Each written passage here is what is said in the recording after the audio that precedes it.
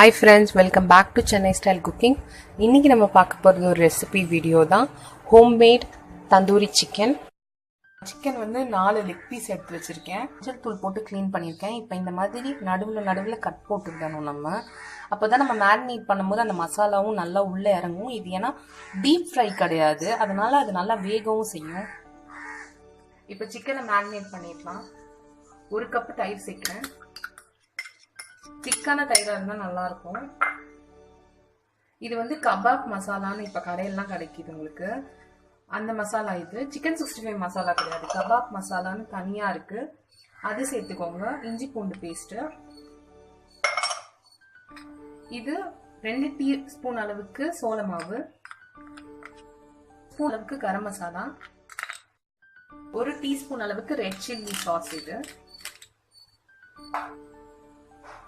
உப்பு வந்து பாத்தீங்கன்னா இந்த கபாப் மசாலாலே இருக்கும், அதனால நான் கொஞ்சமா சேர்க்கிறேன் உப்பு. நீங்க அதுக்கு உங்க டேஸ்ட்டுக்கு ஏற்ற மாதிரி சேர்த்துக்கோங்க. இப்போ இதை நல்லா மிக்ஸ் பண்ணிட்டு அதுக்கப்புறமா சிக்கனை சேர்த்துடலாம்.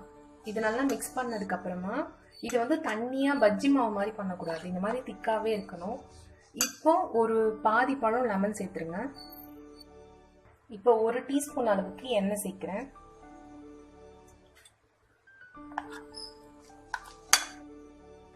இந்த மசாலாலாம் நல்லா மிக்ஸ் பண்ணியாச்சு. இப்போ சிக்கனை சேர்த்துக்கலாம். அந்த மசாலா வந்து நல்லா ஊறணும் சிக்கன்ல, அப்பதான் நல்லா இருக்கும் தந்தூரி.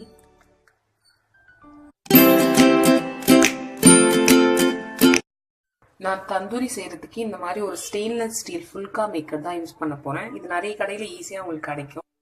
வந்து நல்லா ஹீட் ஆனதுக்கு அப்புறமா இதுக்கு மேல வந்து நம்ம சிக்கனை வச்சு ஃப்ரை பண்ணா நம்மளுக்கு வந்து தந்தூரி மேக்கரோ இல்ல தந்தூரி அந்த கிரில் மிஷின் எதுவுமே வேணாம். இதுலயே வீட்லயே நம்ம ஈஸியா ஹெல்தியா டேஸ்டியா செய்யலாம்.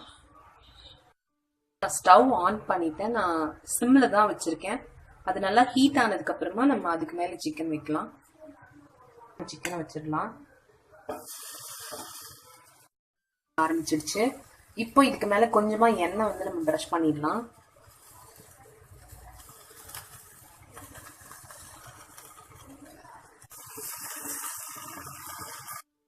நான் இப்ப சிக்கனை திருப்பிட்டேன். ஒரு பக்கம் லைட்டா வேக ஆரம்பிச்சிருச்சு. கொஞ்ச நேரம் திருப்பிக்கிட்டே இருங்க, அப்பதான் அது தீயாம இருக்கும். ஏன்னா வேகும் பட் தீயக்கூடாது நம்மளுக்கு. பாத்தீங்கன்னா இது 2 பக்கமும் நல்லா பாயில் ஆகுது. நம்ம திருப்பிக்கிட்டே இருக்கணும். அதை வேகுது. கொஞ்சம் கேர்ஃபுல்லா செய்யுங்க. செய்யும் போது பயங்கரமா அது வேகாது அந்த மாதிரி எல்லாம் கன்ஃபியூஸே ஆகாதீங்க. கண்டிப்பா வேகும். நம்ம வீட்டில் செய்யறதுனால இந்த தந்தூரி சிக்கன் ரொம்ப ஹெல்தி, ரொம்ப டேஸ்டியும் கூட. ரொம்ப யம்மியான தந்தூரி சிக்கன் ரெடி.